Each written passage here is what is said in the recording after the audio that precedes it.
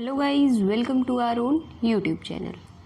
आज हम करेंगे जनरल क्वाड्रेटिक फील्ड या फिर क्वाड्रेटिक फील्ड। ठीक है, तो सबसे पहले उसकी डेफिनेशन देख लेते हैं। जनरल क्वाड्रेटिक फील्ड है एक नॉर्मली, पहले देख लो, a field K of complex number is called as quadratic field या फिर general quadratic field if degree of K over Q is 2 and K is a vector space over Q. तो एक तरह से तुम ये बोल सकते हो, any extension of field K having degree 2 over Q is called quadratic field। ठीक है, कि अगर कोई फील्ड है जिसकी डिग्री ओवर Q 2 है तो वो फील्ड कहलाएगी क्वाड्रेटिक फील्ड। ठीक है, इसके लिए एक थ्योरम है। ये थ्योरम क्या है, एक तरह से मतलब रिमार्क भी कह लो, रिजल्ट भी कह लो, लेकिन प्रूफ है इस चीज़ का। तो ये थ्योरम है, कुछ अलग से ऐसी कोई इंपॉर्टेंट नहीं, बहुत बेसिक सी चीज़ है। इससे अगली थ्योरम जो करेंगे वो होगी मोस्ट इम्पॉर्टेंट थ्योरम। ठीक है, वो एग्जाम में देखने को भी बहुत बार मिली है। ये बस ये है कि एक बार आपको क्लियर हो जाएगा क्वाड्रेटिक फील्ड से रिलेटेड, तो इसलिए एक बार कर लेते हैं इसे भी, ताकि आपको बेसिक क्लियर हो जाए। इफ़ के इज़ अ क्वाड्रेटिक फील्ड, के अगर क्वाड्रेटिक फील्ड है, क्वाड्रेटिक फील्ड का मतलब इसकी डिग्री ओवर क्यू इज़ कितना है, 2। तो there exist a non zero square free integer m। Square free integer आपको पता होगा, जब प्राइम फैक्टराइजेशन करें तो कोई भी प्राइम रिपीट ना हो, that will be square free integer m such that k is equals to q root m। ठीक है, हमें पता है इसकी k की डिग्री ओवर q कितनी है, 2। तो हम एक ऐसा c लेंगे, एक इंटीजर c जो k में तो होगा लेकिन q में नहीं होगा। ठीक है, हम अगर इसकी k ओवर q इसकी डिग्री 2 है तो हम एक ऐसा इंटीजर फाइंड आउट कर सकते हैं, या फिर एक ऐसा नंबर, मान लो हमने c ले लिया कि वो k में तो है लेकिन वो q में नहीं होगा, लेट कर लिया वो c है। तो कंसीडर करते हैं 1 c और c स्क्वायर, ये 3 एलिमेंट्स हैं k के।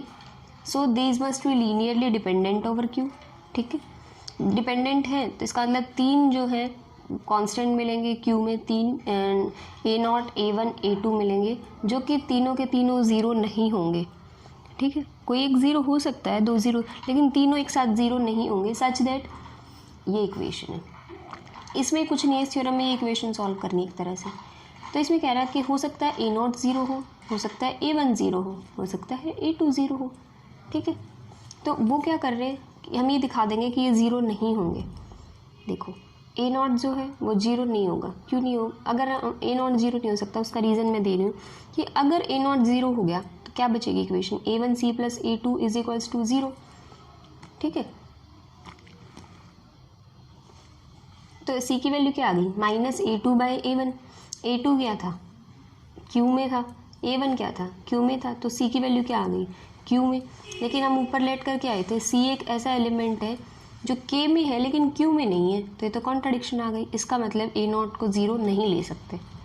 ठीक है, तो a0 नॉन ज़ीरो। अब यहाँ जब अगर a0 ज़ीरो लिया था तो इसका मतलब क्या है, यहाँ से देखते हैं, a0 अगर ज़ीरो हो तो ये इक्वेशन बन गई थी। यहीं से इस इक्वेशन पे आ जाओ, तो ये कह रहा है कि a1 ज़ीरो नहीं हो सकता। अगर a1 बाई चांस ज़ीरो हो गया तो a2 भी ज़ीरो हो जाएगा। अगर a0 ज़ीरो हो गया और a1 ज़ीरो हो गया तो a0 a1 a2 सारे के सारे ज़ीरो हो जाएंगे। ठीक है, तो इसका मतलब अगर हम a0 को ज़ीरो ले रहे हैं तो a1 को नॉन ज़ीरो लेना होगा, a2 ज़ीरो आ जाएगा, क्योंकि अगर हम a1 को ज़ीरो ले लेते तो a2 भी ज़ीरो हो जाएगा, ऊपर a0 ज़ीरो, तो तीनों के तीनों ज़ीरो हो गए, तो ये लीनियरली डिपेंडेंट कहाँ रहेगा। ठीक है, तो a0 क्या है, नॉन ज़ीरो। इससे ये क्लियर हो गया। हम ये लेके आए थे कि इस इक्वेशन में a0 जो है वो क्या है, नॉन ज़ीरो है। ठीक है, ये इक्वेशन है, ये क्वाड्रेटिक इक्वेशन है, इसको सोल्यूशन निकाल सकते हैं। इसका सोल्यूशन निकालो, क्वाड्रेटिक फॉर्मूला लगाओ, minus b plus minus under root of b square minus 4ac by 2a लगा दिया। 2a0 किस में होगा, अब a0 किस में है, दोनों तरफ q ले लिया। ठीक है, रैशनल जो होते हैं q वो ले लिया, ये क्या बच गया। अब देखो इसमें ये चीज़ क्या है, a0 क्या है, q में है, रैशनल्स में, तो 2 इंटू a0 क्या होगा, वो भी एक रैशनल होगा। इसको उधर ले जाओ तो वो तो क्यू में, ये भी पूरा का पूरा 2a0 जो क्यू में होगा। जब इसको लेफ्ट साइड में ले जाओगे तो वो तो सारा का सारा क्यू सी, इसमें पूरे के सारे रैशनल सी तो है, तो वो तो सारे इसमें इंक्लूड हो गया, तो अलग से लिखने की ज़रूरत नहीं है। अब ऊपर वाला पार्ट देखो, ऊपर वाले पार्ट में क्या है, -a1 plus minus a1 square minus 4a0 a2। हमें पता है कि ऊपर से कि m जो है वो एक स्क्वायर फ्री इंटीजर है, ठीक है, तो ये भी एक स्क्वायर फ्री नंबर होगा। अगर ये स्क्वायर फ्री नंबर नहीं हुआ तो इसका मतलब c जो है वो q में आ जाएगा, ठीक है, क्योंकि एक तरह से q ऑफ c है, तो ये भी तो q ऑफ c ही होगा, इतनी टर्म। अगर हम इसको उधर ले जाएंगे तो इतनी टर्म देखो, ठीक है, तो q ऑफ c है ये सारा का सारा नंबर।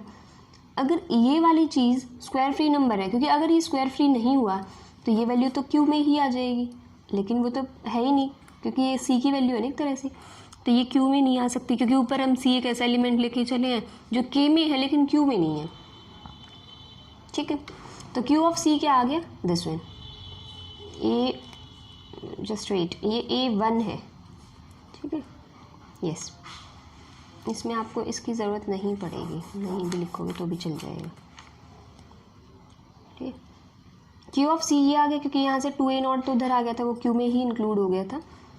ये जो a1 है ये क्या है, रैशनल है, तो इसको भी अलग से हटा दो, ये भी इसमें इंक्लूड हो जाएगा, तो ये बच गया। यहाँ से प्लस माइनस के दो पार्ट बनेंगे, इसमें हमने ये ले लिया प्लस वाला, ठीक है।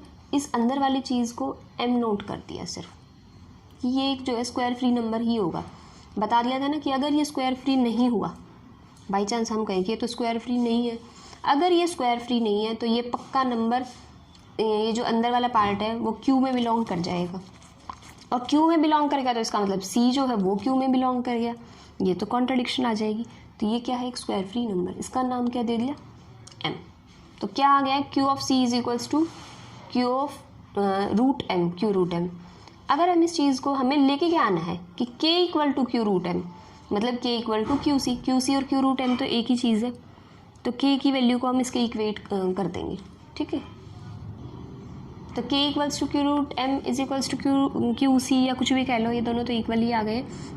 तो ये हम क्लेम करना चाहते हैं, इसका उल्टा लेके चल लो, लेट कर लिया ये जो k है वो q रूट m में नहीं है, q रूट m के इक्वल नहीं है, तो इसका मतलब ये दोनों अगर इक्वल नहीं है तो पक्का कोई ना कोई एक ऐसा एलिमेंट है, हमने a लेट कर लिया कि जो इस k में तो होगा लेकिन इसमें नहीं होगा, तो वो लेट कर लिया a।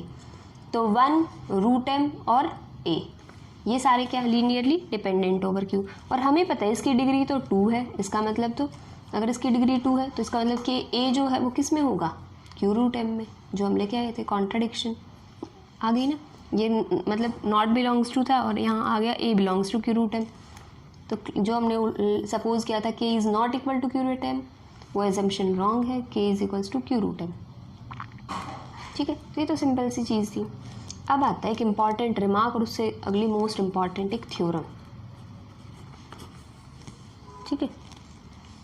हमें पता है m एक स्क्वायर फ्री नंबर है अगर, तो m या तो m एक स्क्वायर फ्री नंबर है, m जो है वो कॉन्ग्रुएंट होगा 1 मॉडुलो 4 या 2 मॉडुलो 4 या 3 मॉडुलो 4, क्योंकि अगर हम मॉडुलो 4 निकालते हैं तो हमें ये पता होता है कि 0 1 2 3 इनसे ही आ सकता है, क्योंकि अगर 4 आ गया तो फिर से 0 आ जाएगा। कोई भी नंबर अगर हम लेते हैं मॉडुलो 4 को, मान लो ये a है, तो इस ये मॉडुलो 4 करते हैं अगर इस a को, तो आंसर आ सकते हैं 0 1 2 3। लेकिन अगर ये जो a है वो स्क्वायर फ्री नंबर हो जाए कि कोई भी प्राइम रिपीट नहीं हो रहा, तो वो पक्का 0 के कॉन्ग्रुएंट नहीं होगा, फिर वो आता है 1 2 3 में से, ठीक है, करके देख सकते हो कोई भी पर्टिकुलर नंबर लेके, ठीक है। चलो थ्योरम के लिए चलते हैं, मोस्ट इम्पॉर्टेंट और लंबी थ्योरम है, तो थोड़ा ध्यान से और थोड़ा सा पेशेंस के साथ बैठना। So let's see, k is equals to q root m कोई भी क्वाड्रेटिक फील्ड है, मतलब इसकी डिग्री 2 होगी over q। Let alpha belongs to k, यहाँ तक स्टेटमेंट है। अब इफ़ एंड ऑनली इफ की कंडीशन है कि अगर एल्फा एक एल्जेब्राइक इंटीजर है of k, if and only if alpha can be written as this, और अगर ये जो m है ऊपर हमने लिया था वो 2 और 3 के कॉन्ग्रुएंट है मॉडुलो 4 से, तो वो इस टाउ की जगह रूट एम रख देंगे। और अगर ये 1 मॉडुलो 4 है, 1 मॉडुलो 4 के कॉन्ग्रुएंट है, तो वो इस टाउ की जगह 1 प्लस रूट एम बाई 2 रख देंगे। और अगर ये दोनों कंडीशन सेटिस्फाई हो रही हैं टाउ के लिए, ठीक है, और ये अल्फ़ा है, तो ये अल्फ़ा पक्का एक अलजेब्राइक इंटीजर होगा इफ़ एंड ओनली। तो सबसे पहले हम ये करेंगे कि ये चीज़ें लेके चलेंगे और ये प्रूव कर देंगे कि इस केस के लिए भी और इस केस के लिए भी, 2 केस बनाएंगे, दोनों केसेस के लिए अल्फ़ा एक अलजेब्राइक इंटीजर आएगा, ठीक है। अब एक बार अलजेब्राइक इंटीजर याद करना, जल्दी से जल्दी रिकॉल कर जाए करो। अलजेब्राइक इंटीजर क्या होता था? एक ऐसा नंबर जो एक पॉलिनोमियल को सेटिस्फाई करे, और वो पॉलिनोमियल कैसा हो? मोनिक, मतलब उसका लीडिंग कोफिशिएंट क्या हो? 1, ठीक है। तो लेके चलते हैं, let alpha is equals to this जो हमें ऊपर गिवन है। पहला केस ले लिया कि m इज कॉन्ग्रुएंट टू 2 और 3 मॉडुलो 4, ये वाला हमने केस जो है डिस्कस करेंगे और ले आएंगे इस केस में भी हम। इस केस में टाउ की वैल्यू तो हमें पता है, लेकिन हम ये ले आएंगे कि अल्फ़ा एक अलजेब्राइक इंटीजर होगा। चलो, अगर m इसके कॉन्ग्रुएंट है तो alpha is equals to a plus b tau था, तो टाउ की वैल्यू रूट है, ठीक है। a को इधर ले आए, b दोनों तरफ स्क्वायरिंग करी, स्क्वायर ओपन किया, is equals to b square m को भी इधर ले आए, तो alpha square minus 2a alpha plus, इस तरह का कर सकते हो तुम, अल्फ़ा स्क्वायर माइनस कोई एक coefficient into alpha plus without alpha का कोफिशिएंट, ठीक है। तो इसमें तुम ये नहीं देख सकते कि अल्फ़ा जो है वो इस तरह की इक्वेशन को सेटिस्फाई कर रहा है। अगर इसको x की टर्म्स में लिख ले, x square minus 2ax plus a square minus b square m, तो हम क्या कह सकते हैं कि अल्फ़ा जो है इसको सेटिस्फाई कर रहा है, अल्फ़ा जो है वो इस इक्वेशन को सेटिस्फाई कर रहा है। और इस इक्वेशन का कोफिशिएंट, लीडिंग कोफिशिएंट क्या है? 1, बाकी सारे कोफिशिएंट क्या है? इंटीजर्स, तो अल्फ़ा क्या हो गया? अलजेब्राइक इंटीजर, ठीक है। एक केस में तो आ गया। अब हमें इस सेकंड वाले केस में और दिखाना है कि अगर m 1 मॉडुलो 4 के कॉन्ग्रुएंट है ना, तब भी हमारा अल्फ़ा तो अलजेब्राइक इंटीजर ही आएगा। चलो, moving to the next case, m is congruent to 1 modulo 4 है, तो अल्फ़ा की वैल्यू क्या हो जाएगी? a प्लस बी, टाउ की जगह क्या रखोगे? 1 प्लस रूट एम बाई 2, ठीक है। तो देखो अल्फ़ा की वैल्यू ये आ गई थी, इसमें से रूट एम वाले को इस साइड छोड़ दो, बाकी सबको इधर ले आओ, ले आए, स्क्वायरिंग कर दी, स्क्वायरिंग की तो ये सब आ गया, इधर का स्क्वायरिंग करी तो b square by 4 into m, सारा का सारा उठा के एक साइड ले आए बस। अल्फ़ा स्क्वायर वाली एक टर्म थी, अल्फ़ा वाले जो थे वो एक साथ कर दिए और बिना अल्फ़ा वाले ये ले। तो अगर हम कहें ये इक्वेशन जो है एक्स स्क्वायर की टर्म्स में लिखा हुआ है, ये इक्वेशन को अल्फ़ा सेटिस्फाई कर रहा है, तो अल्फ़ा को अलजेब्राइक इंटीजर होने के लिए वही 2 चीज़ें कि जो हमारा को वो बनेगी इक्वेशन, उसका लीडिंग कोफिशिएंट क्या होना चाहिए? 1, वो तो है। चलो, दूसरी चीज़ कि उसके सारे के सारे कोफिशिएंट क्या होने चाहिए? इंटीजर्स। देखते हैं, क्या एक्स स्क्वायर का कोफिशिएंट 1 इंटीजर है? हाँ जी। क्या x का coefficient 2a plus B integer है? हाँ जी। 2 इंटीजर्स का सम करो, प्रोडक्ट करो, इंटीजर ही आएगा। चलो, moving to the last part, a square plus a b, ये इंटीजर बन जाएगा? बन जाएगा, बिल्कुल। इसको चेक करते, क्या ये इंटीजर बन जाएगा? तुम तो कहोगे तो फ्रैक्शन का पार्ट है, क्या ये इंटीजर होगा? देखो, हमें क्वेश्चन में गिवन था m is congruent to 1 modulo 4। इसका मतलब क्या है कि 4 जो है वो डिवाइड करेगा m माइनस 1 को, m minus 1 is divided by 4, तो 4 जो है वो डिवाइड करेगा m माइनस 1 को। अब देखो, इस b स्क्वायर ये तो इंटीजर बन जाएगा, एक b एक इंटीजर का square is integer, m minus 1 by 4, मतलब 4 किससे m माइनस 1 जो है 4 से कम्प्लीटली डिविजिबल है, इसका मतलब m माइनस 1 बाई 4 वो कम्प्लीटली डिवाइड हो जाएगा, तो इसका क्वेश्चन क्या आएगा? एक इंटीजर ही आएगा, तो इसका मतलब ये भी एक इंटीजर होगा। तो सारे के सारे कोफिशिएंट कैसे हो गए? इंटीजर। लीडिंग कोफिशिएंट कैसा हो गया? 1, तो इसका मतलब अल्फा क्या है? एक अलजेब्राइक इंटीजर। Got it? एक पार्ट हो गया। कन्वर्स पार्ट करें। कन्वर्स पार्ट में अल्फा को एक अलजेब्राइक इंटीजर लेके चलेंगे, कंसीडर करके चलेंगे, और लास्ट में हम ये शो कर देंगे कि वो जो 2 केस बनेंगे उसमें एक में तो टाउ की वैल्यू रूट एम वाला होगी, alpha is equals to A plus B root m, और एक बार अल्फा की value a plus b into 1 plus root M by 2, इस तरह करके। तो पहले कॉमन पार्ट करते हैं, उसके बाद केस डिस्कस करेंगे, सी से इस सी पे ही केस बनेंगे। ठीक है, अल्फा एक अलजेब्राइक इंटीजर है, ये भी पता है। अल्फा जो है वो के से बिलोंग कर रहा है। के होता क्या है, अभी पीछे करके आए, क्यू रूट एम होता है। तो अल्फा किस तरह का होगा, A plus B root M by C. Q root M मतलब ये जो है इंटीजर्स हैं ए बी सी, पर ए बाई सी और बी बाई सी तो क्यू से ही होंगे ना। ठीक है, तो और सी क्या है, non zero. Without loss of generality हमने मान लिया सी जो है वो पॉजिटिव होगा। ठीक है, क्योंकि अगर नेगेटिव होगा भी तो हम उसे ऊपर ले जाएंगे। और इस ए बी सी तीनों का GCD 1 है। ठीक है, ये हम लेके चल रहे हैं, कंसीडर कर रहे हैं पहले ही। जस्ट वेट, आपको क्लियर है ना सारा, एटलीस्ट इतना तो एक बार में दिखना ही चाहिए। या ओके, अल्फा क्या है, A plus B root M by C. C को उधर ले जाओ, alpha C is equals to A plus B root M. इस ए को और इधर ले जाओ। हम ये सब क्यों करते हैं कि रूट एम वाला इधर रहे, ताकि हम स्क्वायरिंग करें ना, तो इधर एक ही टर्म हो तो डायरेक्ट स्क्वायर हो जाए। दो टर्म अगर हमने यहाँ पे ही स्क्वायरिंग कर दी तो इधर जब होल स्क्वायर खुलेगा तो रूट एम वाली टर्म फंसेंगी, तो रूट एम सॉल्व करना मुश्किल हो जाता है। इसीलिए हम सिर्फ रूट एम को इधर छोड़ के रूट एम वाली टर्म को, बाकी सबको दूसरी साइड ले आते हैं, ताकि स्क्वायरिंग करें तो रूट एम का डायरेक्ट स्क्वायर एम बन जाए। ठीक है, और ये हर केस में है, पीछे जो कर चुके उसमें भी और आगे जो करेंगे उसमें भी रूट एम वाला ही हमें एक साइड छोड़ना है। तो स्क्वायरिंग की दोनों साइड, ये आ गया, सबको एक साइड ले आए, इधर ज़ीरो। सी स्क्वायर से डिवाइड कर दिया सब जगह, alpha square plus a square by c square minus 2a alpha by c minus b square m by c square, इतना आ गया। अल्फा स्क्वायर वाली ये टर्म है, अल्फा वाली ये टर्म है, और बिना अल्फा वाली ये टर्म है। इसको x के टर्म्स में लिख लो इस इक्वेशन को, मतलब जहाँ भी अल्फा है वहाँ x लिख लो। तो इसका मतलब अल्फा जो है इस इक्वेशन को सेटिस्फाई कर रहा है कि यहाँ जहाँ भी अल्फा है उसकी जगह x लिखा हुआ है।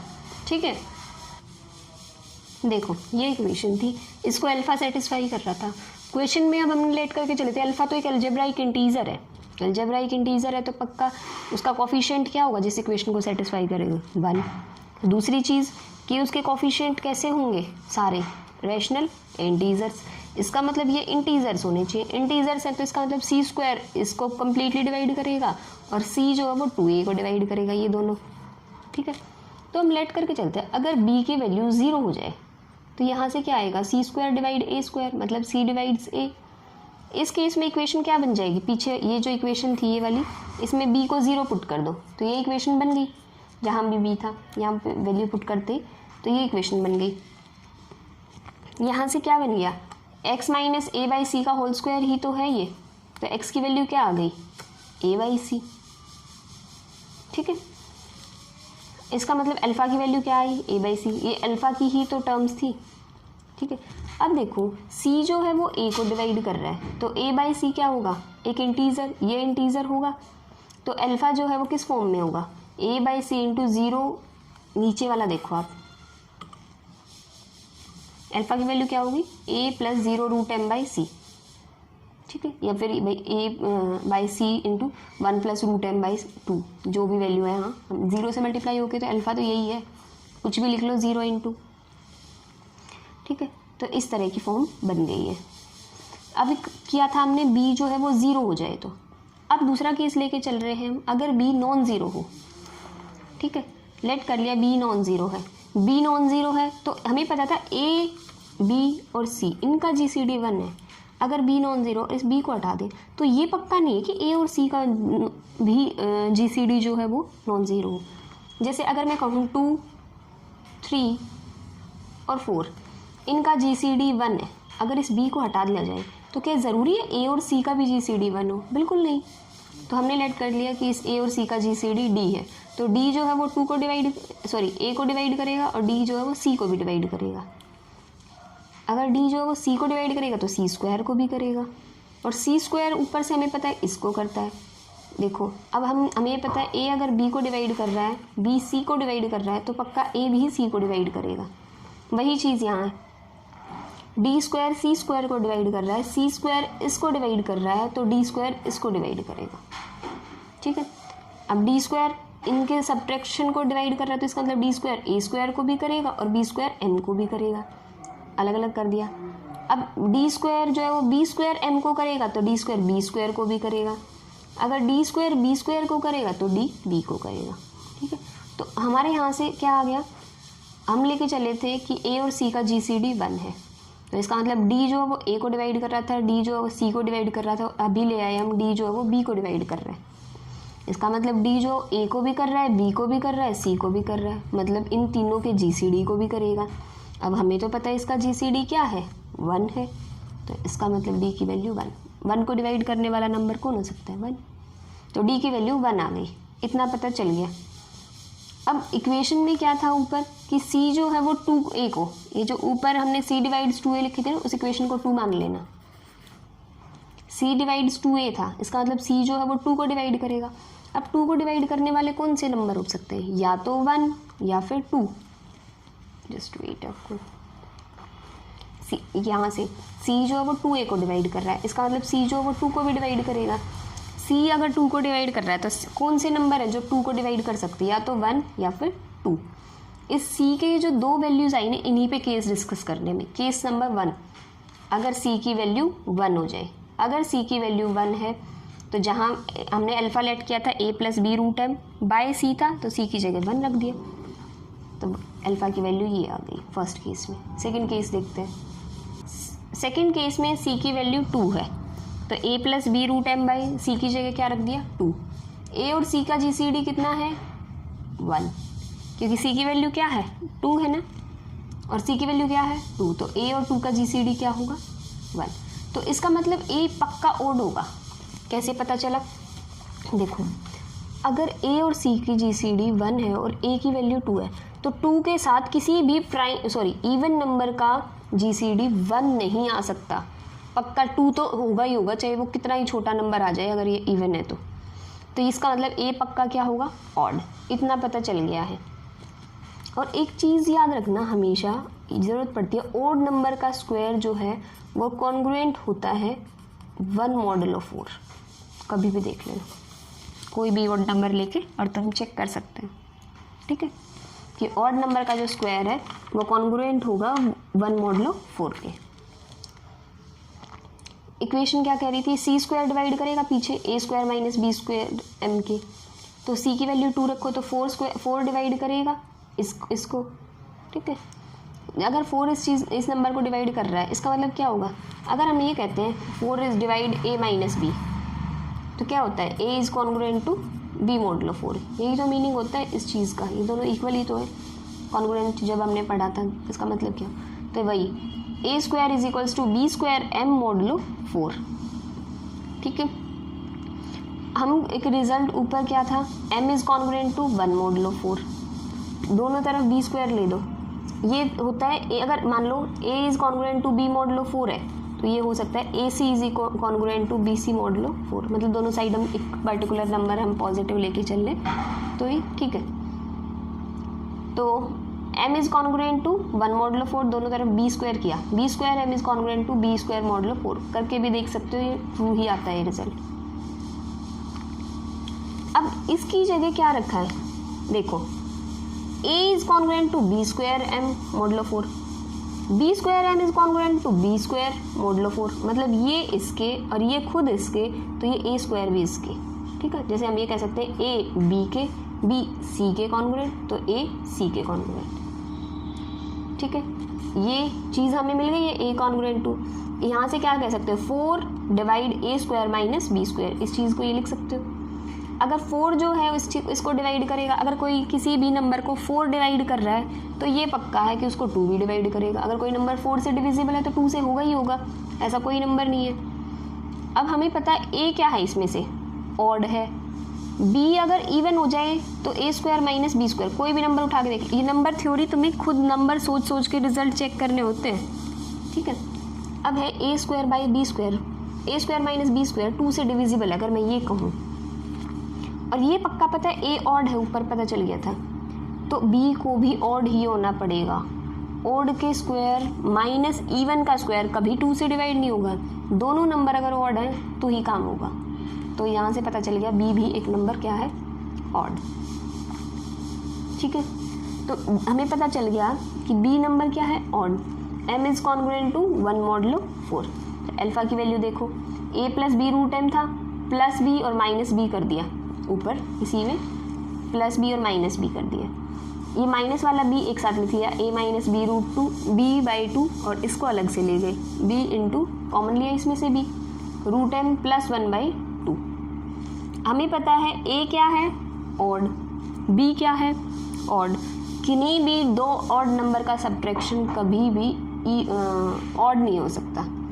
अगर दो ऑड नंबर हैं उनका सब्ट्रैक्शन करोगे तो पक्का क्या आएगा, इवन। अगर ये इवन आएगा तो क्या ये 2 से डिविजिबल होगा, बिल्कुल होगा, कंप्लीटली डिवाइड होगा, तो इसका मतलब ये इंटीजर होगा। ठीक है, तो ये एक इंटीजर है, और b बाई 2 ये हमारा पूरा का पूरा जो हमें चाहिए था वही आ गया, रूट m बाई, ये एक इंटीजर है, ये एक इंटीजर है। तो हम इस चीज़ को x लिख लेते हैं, b को अगर y कह दे तो x plus y root tau, तो x plus y into tau, tau की वैल्यू क्या है, रूट m प्लस 1 बाई 2, यही हमें लेके आनी थी। ठीक है, तो this is the proof of theorem. बहुत ही इम्पॉर्टेंट थ्योरम है ये, एग्ज़ाम में रिपीट भी हुई है कई बार। ठीक है, तो आज के लिए इतना रखते हैं, बहुत लंबी हो गई है video. Thank you guys for watching my video. If you like it please like, share and subscribe my channel. If you have any doubt, any query, you can message me on Instagram or ask your question in the comment section also. Thank you guys.